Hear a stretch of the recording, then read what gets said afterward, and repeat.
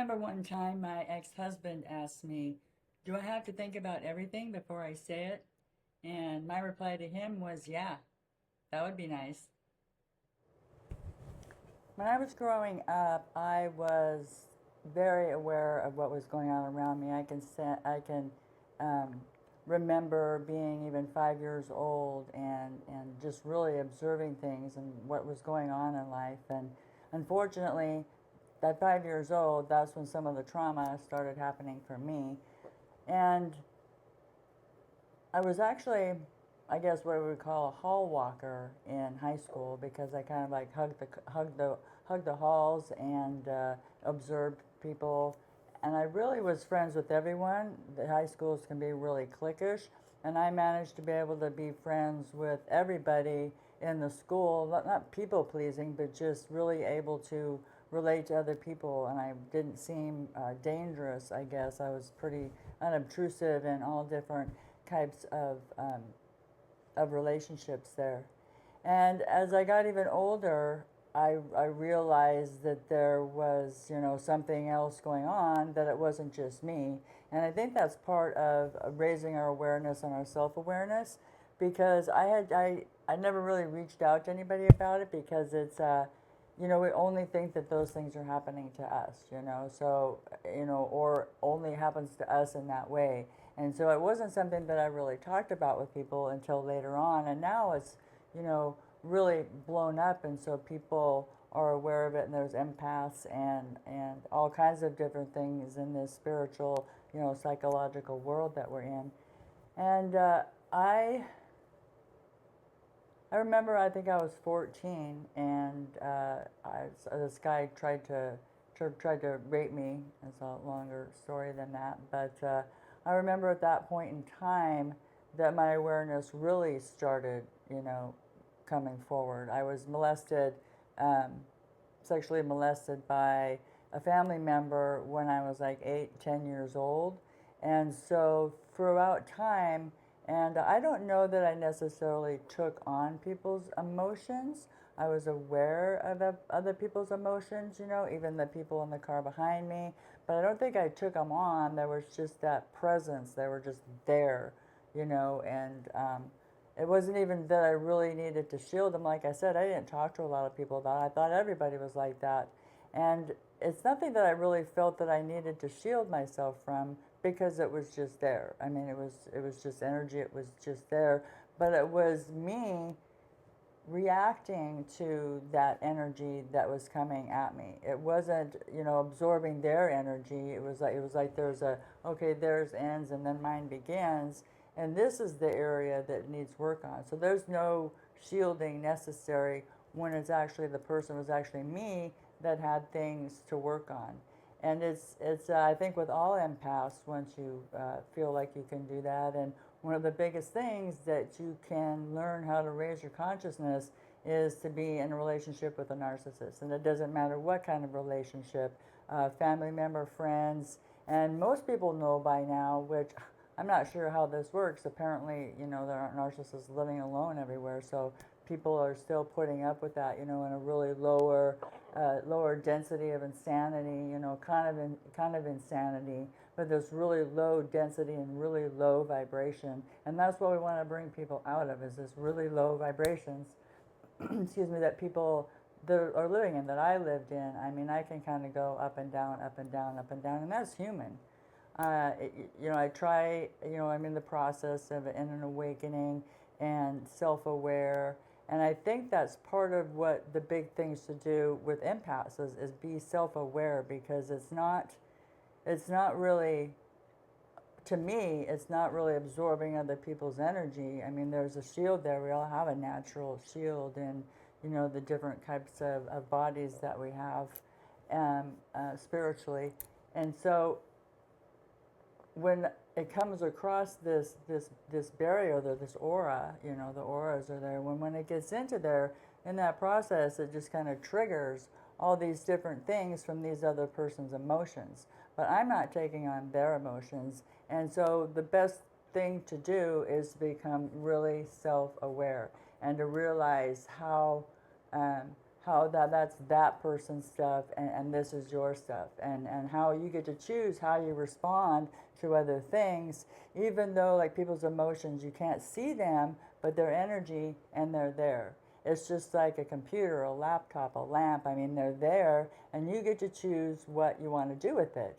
You know, a couch, you choose to sit in a couch. Well, this energy that's coming at you, this emotion that's coming at you, you know, you get to choose what it creates within you, and need to work on what's within you in order to be able to process that energy that that we're carrying around, that we don't need to carry around with us. That is true. So, but it's our energy. It's not the other person's energy. I know when I felt at my best was a few years ago, I think like 7 years ago, when I was hiking and I was eating right, and I was meditating and doing yoga. And I have to say, there's something to be said about that, because that was the best, the healthiest I've been probably in my entire life. And then I met a narcissist and started dating a narcissist, and of course went tumbling, tumbling, tumbling, tumbling, tumbling, tumbling down to where I felt like I had to start all over again. But what that whole process that I went through, and the things that I learned, other than, you know, losing my mind with the gaslighting, but, you know, I had gone to law enforcement, so they explained the laws to me about certain situations. And if you know, someone's in the state of Montana, if you have your boyfriend, girlfriend, or whatever, whoever, come over and stay at your house like a couple of weekends a month for 3 or 4 days, they have the right to come into your house when you're not there, and they're only supposed to get their stuff. But who knows, you know? And that's what that guy did. He did come into my house when I wasn't there, in under false pretenses. But I learned that from that, and I also learned a lot of different things about awareness. You know, when I did go to the police, they said, kept telling me over and over and over again, protect yourself, protect yourself, protect yourself. And I kept thinking, what does that mean? You know, do I want me to do I get a gun? Do I get a machete, which I have both of?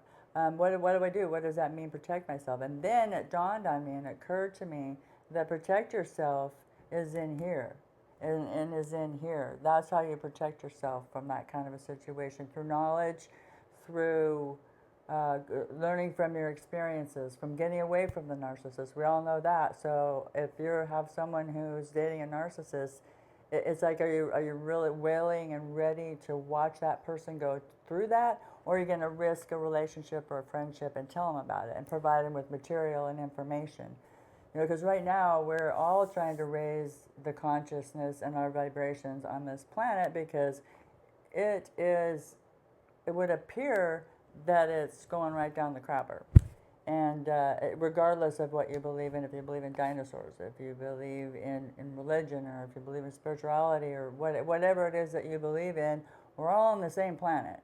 So the best way to raise our consciousness is through forgiveness and understanding, because and letting go of fear. You know, the fear, like the fear that empaths have when they go out to a social event, and that they're worried about what they're going to feel like. You know, what if I don't have a good time, or what if I can't handle that person's emotions? But it's about being, you know, letting go of fear 100%. What would you do if you weren't afraid to do anything?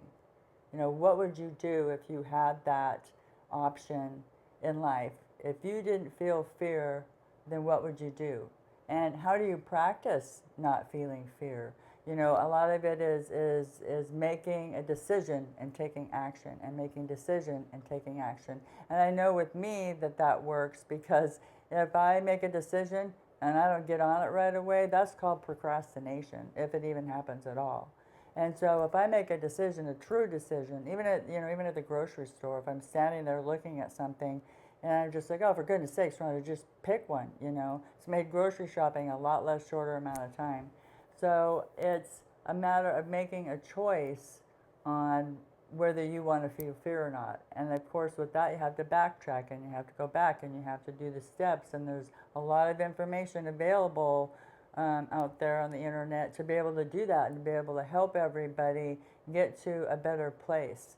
One of the things from YouTube videos, one of the main things is, I said, well, when you're doing a YouTube video, you need to find the pain point of the people that are going to be watching your videos. And so the pain point, for this video is fear. How do you get rid of fear? How do we get rid of fear so that it can be, the domino effect? That's actually, that actually works. It's physical and it's mental. And you do the domino effect, and as one person raises their vibration, another person raises their vibration, and the people around them keep raising their vibration. So hopefully that's the goal anyway, because it works the other way. It works with negativity.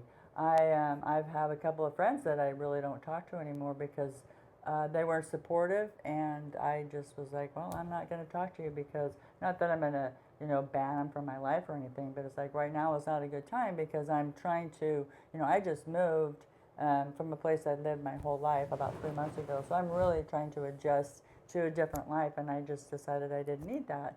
And I'm glad that I watched this one video. This guy was interviewing this lady, very wealthy. I'm not sure who it was. And he asked her, what would you say that you would say that why are you successful? And she said, don't care what anybody thinks. She said, that's all there is to it. You just go and you go get what you want, and don't care what anybody thinks. And as a side note there, I don't think that's referring to, go be violent or rob a store or, anything like that. I don't think that that's what that means by, being yourself. But that is a huge thing, is learning how to be yourself. I also kind of go up and down with that, go into little pockets of despair and fear, and it holds me back from doing a lot of things. And so I'm trying to learn not to do that also. And so if you like this video, like and subscribe, and we'll catch you next time.